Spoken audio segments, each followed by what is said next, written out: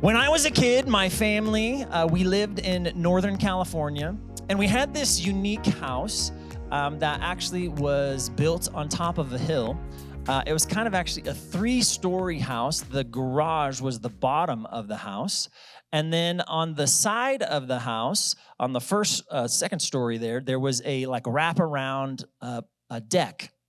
And there was also a deck on top of the house, a very kind of unique house. Well, I was about 7-ish years old, and we had one of our cousins who was visiting, and he was the same age as my older brother. My older brother was about 12 at that time. And you haven't met my older brother, but he likes to build things. He's one of those who likes to take apart things and put them back together. Do you know anybody like that likes to do that? And so as our cousin was here, you know, he was just wanting to do something fun. And hey, so they get this idea that they are going to build a barbecue.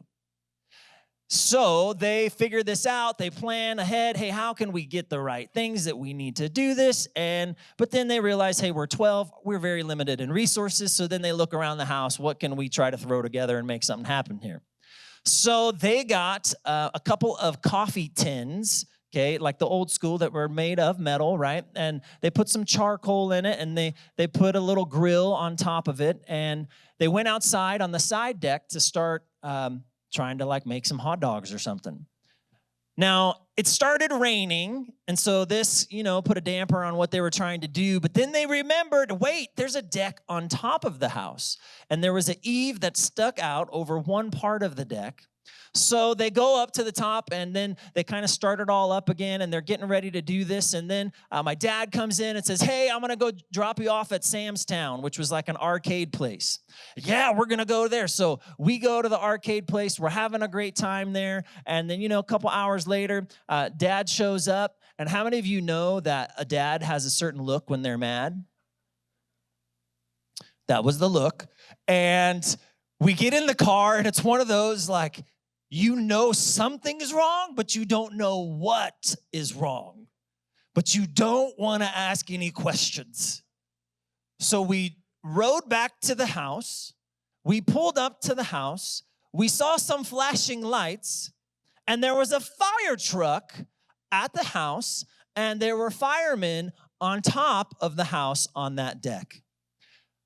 We go up to the top, and the fireman looks at me. Again, I was probably about 7 years old, and just begins to lay into me.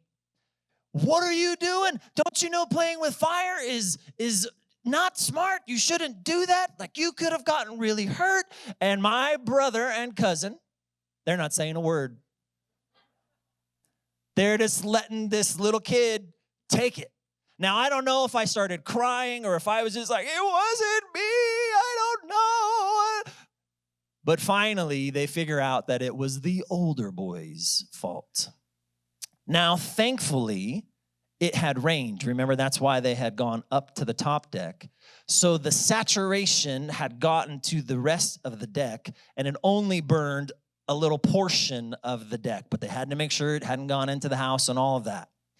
Now, when I tell this story, do you know what would have made a huge impact? A fire extinguisher.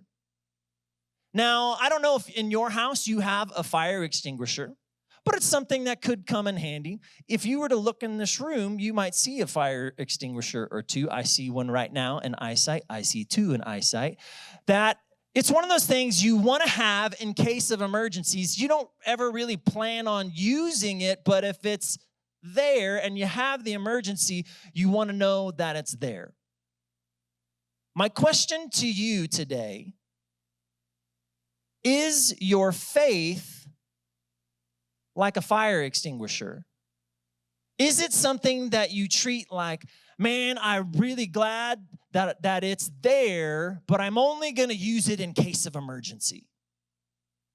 Or am I going to use it on a regular basis? Because how many of you know life gets hard? How many of you know there are seasons where metaphorically speaking, that you were walking through a fire? You were going through some stuff, and life can get rough. And man, it would sure be nice to have that faith fire extinguisher with us. What happens oftentimes is we, let me bring faith in, and then we get to there and we're like, I don't know how to use this thing. Okay, I got to pull a pin. Okay, what do I do? But what if we already knew how to use it? So when those moments of faith are needed, we're already active in our faith. We already know how to use it in our faith, because we are all going to have obstacles, problems, issues, drama in life. But do we know how to use our faith in those moments? Do you treat your faith like a fire extinguisher, something that, I only want to use it in case of an emergency? Or is your faith real and active? If your faith isn't influencing your words, your thoughts, your emotions, your marriage, your relationships, your parenting, the way you work, do you really have faith? If it's not influencing every area of your life, do you really have true faith? One of the things that's happened in the world is people of faith, we have blended into society rather than being countercultural. We have kind of hidden in and snuck in and, okay, I'll be like this. Please don't take notice of me. I don't want to stand out. I don't want to. And we just kind of have blended in when God wants us to be countercultural. We're starting a new series today, and it's called 316. And here's what you need to know about this. If I were to ask you right now, you could probably tell me word for word what John 3:16 says. It's one of the most famous books, famous verses of the Bible. Thank you very much. And here's what happened. I've been thinking about those numbers, 3:16. And so I decided I'm going to look up every chapter in the Bible and every book of the Bible, chapter 3, verse 16, and see what it says. And so over the next few weeks, I'm going to let you know, hey, what we're finding out here in these different 3:16s in the Bible. Today, we're going to be in one of the coolest stories in the Bible. It is Daniel chapter 3, verse 16. Daniel chapter 3, verse 16. And here's what we're going to unpack today. How to have true faith in a fire. Verse 16 says this. Shadrach, Meshach, Abednego replied, O Nebuchadnezzar, we do not need to defend ourselves before you. Now, I got to give you some context, what's happening in this story, what's going on. Here's what you need to know. The people of God, the Hebrew people, they had been conquered by the nation of Babylon. Okay, and this nation had exiled them to Babylon. They had taken thousands upon thousands and thousands of people to this. And what Babylon was good at doing was assimilating people into their culture. Hey, you come live with us, learn our language, learn to worship like us, learn to worship our gods, blend in, become like us. And one of the ways that they would do that is they would take young men who came from upper class families who had been educated, and they would assimilate them into the government structure. There was 3 men whose names were changed from their Hebrew names to become names that referenced false gods. You know them as Shadrach, Meshach, Abednego. So they have been brought into this. They are government officials. Now, the king of Babylon, his name was Nebuchadnezzar. And Nebuchadnezzar, he had some serious ego issues. And he wanted to be known everywhere that he was in power, that he was in control. He built the biggest statue overlaid with gold in the entire world. It was 90 feet tall, and it was an image of himself. He told all the government officials, all the people, hey, you have to bow down to this. When the orchestra strikes the tune, when they start playing music, you have to bow down and you have to worship this idol because I have set this up. You have to worship me. So the day comes when they do this, they've brought in all the officials, and there's thousands of people there, and the music starts playing, and everybody starts bending down and worshiping this image of Nebuchadnezzar, except Shadrach, Meshach, Abednego. Now, let's just pause for a moment. I forgot to tell you that he said to all the people, if you don't bow down, I am going to throw you into this furnace where you will be incinerated and die. So when it came time for the music to play, everybody was bending a knee, everybody was bowing down, everybody was doing what they said because nobody wanted to die, except for these three.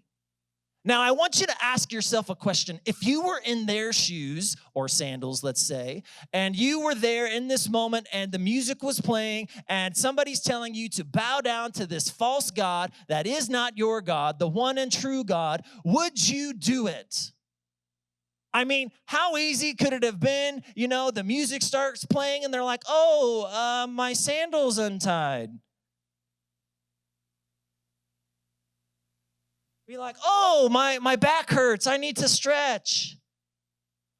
Or, oh, you know, like, I'm going to bow down, but, my fingers are crossed. God, I don't really mean it. Like, but I don't want to die either. Right? Sometimes in life, we face these circumstances, we face these situations where we have to make a choice. Is our faith real or not? Are we going to stand and do what is right when the rest of the world bows down to what is around them? Do you have true faith? True faith knows when it is time to stand up instead of bow down. Daniel chapter 3, starting verse 13. Then Nebuchadnezzar flew into a rage and ordered that Shadrach, Meshach, Abednego be brought before him. When they were brought in, Nebuchadnezzar said to them, is it true, Shadrach, Meshach, Abednego, that you refuse to serve my gods or to worship the gold statue that I have set up? Now, I will say, he must have really liked the three of these guys, because he gave them some options. Is it true? Did you really do this? And you mean, well, how did the king not see this happening? Remember, there was thousands of people there that day bowing. Verse 15. I will give you one more chance to bow down and worship the statue I have made when you hear the sound of the musical instruments. But if you refuse, you will be thrown immediately into the blazing furnace. And then what God will be able to rescue you from my power? Again, he gives them another chance. He reminds them of the consequence of this decision, that if they choose to not do what he is telling them to do, that they will be thrown into this furnace and that they will be incinerated. I want you to imagine being these three guys. Imagine the type of pressure that is on them in this moment. They have a king who is in front of them who is in a rage. There are all of these officials watching them thinking, dude, just take the knee, like just bow down so you don't have to die. Like, who cares if you really believe this? Just bow down so you don't have to die. And then they've got this fiery furnace at their back, and maybe they're feeling some heat even where they're standing. The pressure was immense. And what are they going to do in this moment? Verse 16.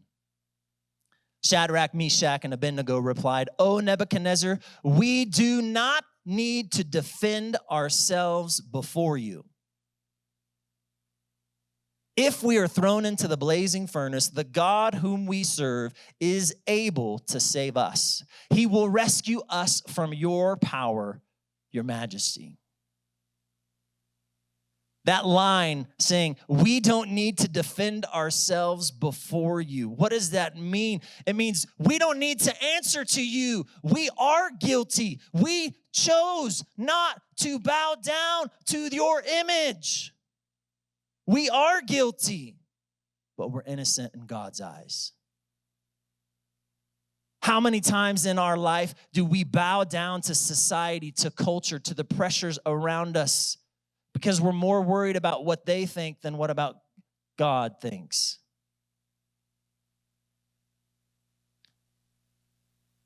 These three in this statement, I mean, the boldness in which they say this, they are saying, we are guilty of not conforming to what you say, because what you say goes against God's command to us, which is to put no idol before him, which is to not worship a false god.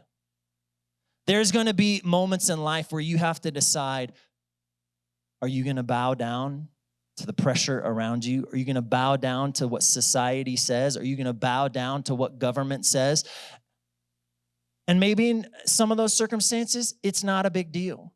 But when it violates God's commands, are you going to bow down, or are you going to stand up in true faith? True faith does the right thing even when the outcome is unknown. True faith does the right thing even when the outcome is unknown. Now, these three, they acknowledge that God had the ability to save them. They acknowledge this. Yes, he can rescue us. He can do this. He does have the power to save us. But then watch these next couple words, verse 18. But even if he doesn't, we want to make it clear to you, Your Majesty, that we will never serve your gods or worship the gold statue that you have set up. That phrase, even if he doesn't. This is not a doubt of God's ability. They've already said that they believe God can rescue them. But this is an acknowledgement that it may not be God's will in this instance to save them from this circumstance. One of the hardest things in life for us to deal with is sometimes our will does not align to God's will. But will you still do the right thing even when the outcome is unknown? God, I don't know if you're going to rescue me in this particular situation, but I know that this is the right thing to do, so I'm going to stand. I'm going to have faith in this moment. And God, whatever the outcome is, I trust you with those results. What if my boss tells me to lie about a report? What if I lose my job because of that? Because I say, no, I'm not going to do that. That's lying. What if my friend wants me to cover up that they are having a relationship outside of their marriage? I don't want to be responsible for breaking up a marriage. I don't want to have my friend yell at me and lose my friend that I've had for years and years and years. I don't want to be in this situation. What if my teacher or professor tells me that the correct answer to the question or the correct answer that needs to be written in this essay, response, whatever it is, but it violates my faith and belief in God? But if I don't bend or bow down to what they say, then I'm going to get a bad grade. What do we do in these moments? Do we trust God with the outcome, or do we bow down? Truth they stands and say, God, I'm not sure what's going to happen in this, but I'm looking to you and I trust you with the outcome. What if the education system tells me as a teacher that I have to teach this, and this, but man, that violates what I know to be true in the Word of God? Am I going to lose my job? Am I going to be kicked out? What is going to happen to me? Am I going to, have consequences for this? You may. But are you going to stand for your faith? What if it doesn't work out the way that I wanted? What if I stand true in my faith, but what if it doesn't work out the way that I wanted? Our job is to do what is right and leave the results to God. True faith is not conditional. True faith is not conditional. It doesn't depend on whether God answers the way that I want. Can I tell you, this is one of these things that for many people in their walk with the Lord, that they get derailed. When something happens in their life, it happens to them, it happens to a loved one, a child, a friend, an adult, something tragic happens. Perhaps somebody gets an incurable disease. Perhaps there's an accident. Perhaps there's drama or a trauma that has happened, and these questions start flying around. God, if you're good, why didn't you show up? Why didn't you do something? God, I had been praying for this, and God, you didn't do it the way that I wanted you to do it. So God, are you real? Are you good? And first and foremost, if you go through that, which you all will at some point in your life, we all go through that. But we also have to look back and say, and acknowledge God's power. Acknowledge and trust that God is in control. And that my will may not quite align to his will. You're like, yeah, but why should that person die? They were a good person. They were an honorable person. I don't have the answers to those whys, but I know that we're supposed to trust him.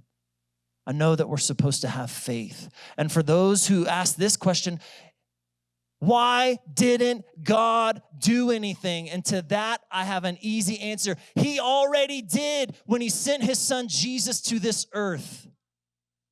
You see, there's been this thing that's separated humanity from God for a long time. It's called sin. It's called doing things our way. But God loved us so much that he sent his son Jesus to walk on planet Earth, and not just to walk and to teach us how to live, not just to show us what true faith is, to show us what true relationship with God is. He didn't leave it there. He went to the cross. Why? Not because he was guilty, but because he was innocent. And he went to that cross, and as he went to the cross, he paved the way for you and I to have relationship, to have that barrier, that thing that had been standing in the way between us and God for all of eternity, to have that sin that has separated us for so long. He came, and because he died for our sins, we received an amazing gift of forgiveness, of mercy, of grace. So if you were ever in a moment of your life where you feel like, God, why aren't you doing anything? I just want to remind you that he already has. That he already has. So that someday that you could spend an eternity with him. Verse 19. Nebuchadnezzar was so furious with Shadrach, Meshach, and Abednego that his face became distorted with rage. He commanded that the furnace be heated 7 times hotter than usual. That phrase, became distorted with rage. I mean, that's intense. He's at, how dare you go against what I say? How dare you violate my law, my command? How dare you go against what all the other thousands of people around here have already done? How dare you defy my orders? He's distorted with rage. Let's talk about rage for a minute. With the invention of social media, we have seen lots more rage in the world. People go on there and they get on their little platforms and they say whatever they want to say about whatever topic. And then if you happen to disagree or have a different view than them, what happens? They go into a rage and, oh, you're not tolerant. Oh, you're filled with hate. Oh, this and that. And why aren't you bowing down? Why aren't you doing? Why don't you believe what I believe in? Because they want you to believe what they believe in because it makes them feel better about the sin that they're living in. But they go into a rage. So I just want to remind you this. If you see people go into a rage, don't be surprised. Don't be surprised by that. Verse 20. Then he ordered some of the strongest men of his army to bind Shadrach, Meshach, Abednego, and throw them into the blazing furnace. So they tied them up and threw them into the furnace, fully dressed in their pants, turbans, robes, and other garments.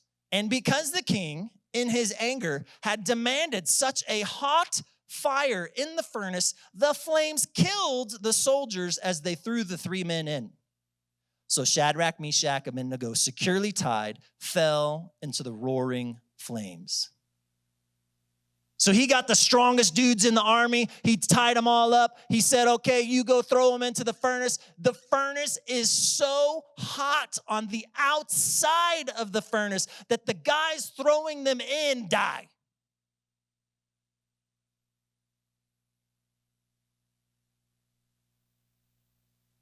Verse 24.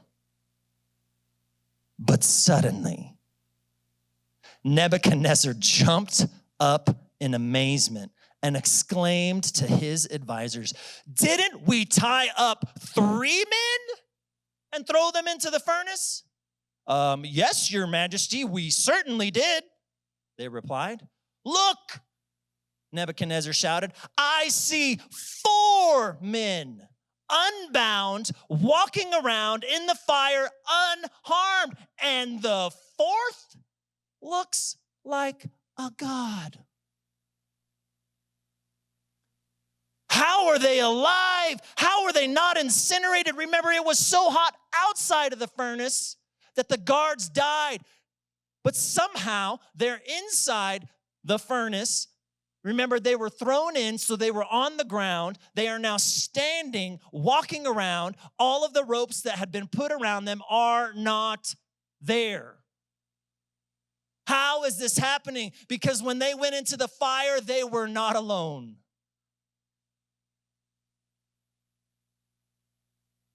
Now, some theologians would say this was an angel that was there. Some people would say this is a pre-incarnate Christ that was there with them. But whatever the circumstance, God was with them in that moment. He was with them in the fire. And when everybody else was watching them being thrown into the fire, God was there. They were not alone.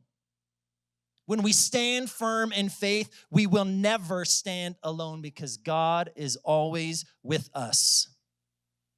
Sometimes when you are in life circumstances and the fire is brewing, sometimes God stops the fire.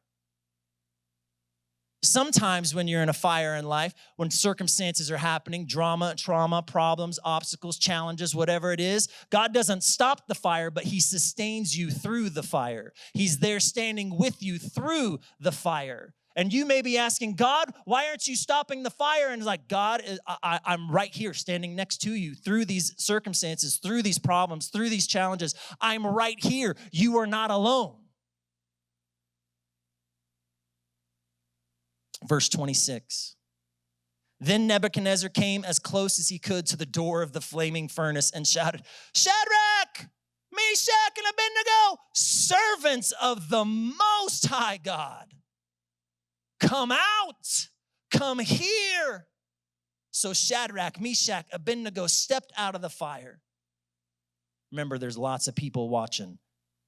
Then the high officers, officials, governors, and advisors crowded around them and saw that the fire had not touched them. Not a hair on their head was singed, and their clothing was not scorched. They didn't even smell like smoke. That's the power of God. They're thrown in there bound. They're thrown in fully dressed. They got the turban on. They got all this stuff. People are dying just on the outside of the furnace, and they come out, and they don't even smell like smoke. They don't have a singed hair on their head, their arm, wherever it is. They are perfectly well because God was walking with them through the fire. There's a lot of people in the world right now that they are facing hard things. They're going through challenges. They're going through difficulties.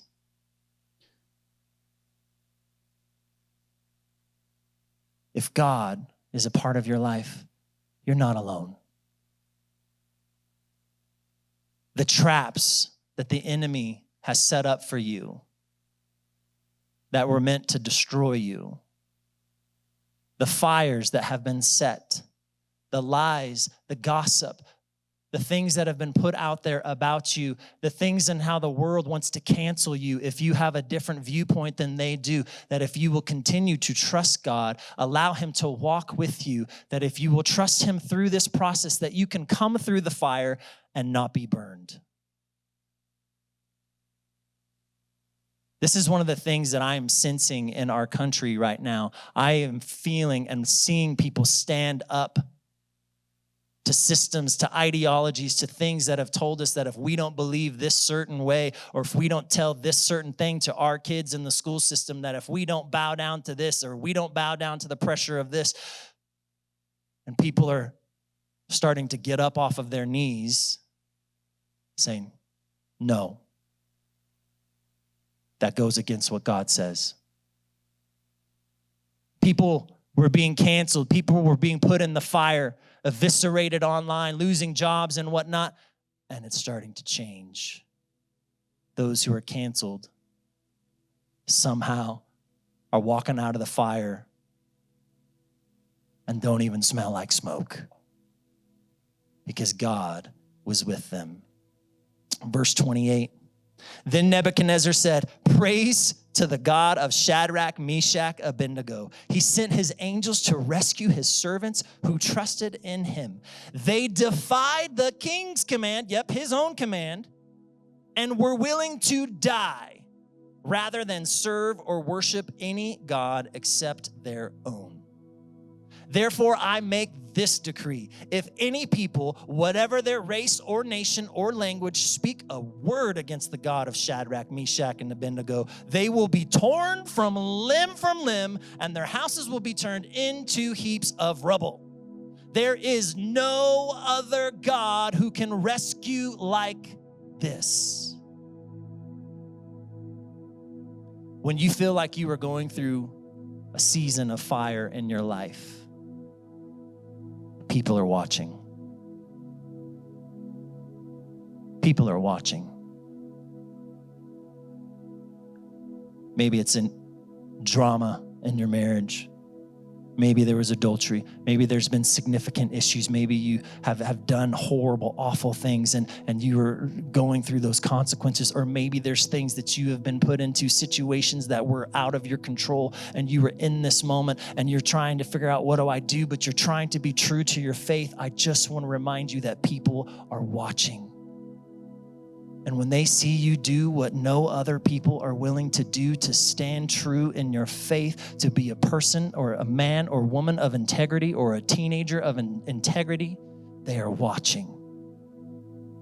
You see, because when we walk through trials in life, God can turn those trials into testimonies to lead others back to him. Thousands of officials were there that day who had been assimilated into the nation of Babylon.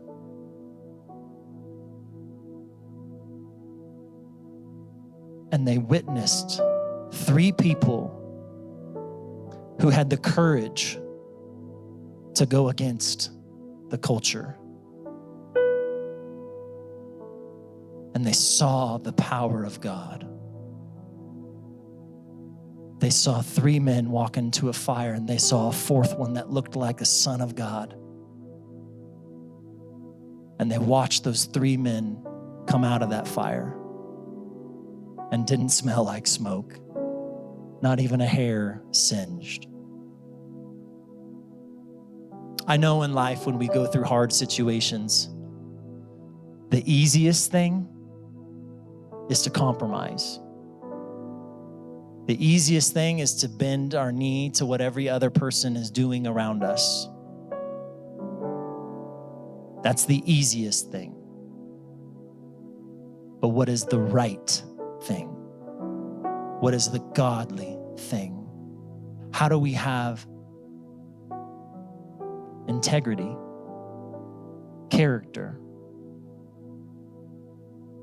How do we show that we really believe in God? By standing up when others bow down. When we stand for God, his presence becomes even more real in our lives. My question to you today is this: What furnaces, what fires are you facing today? Are you feeling pressured to compromise? Are you feeling pressure to go against what you know is true with the Lord? And will you stand and have true faith and leave the outcome and leave the results up to God and trust Him with whatever happens?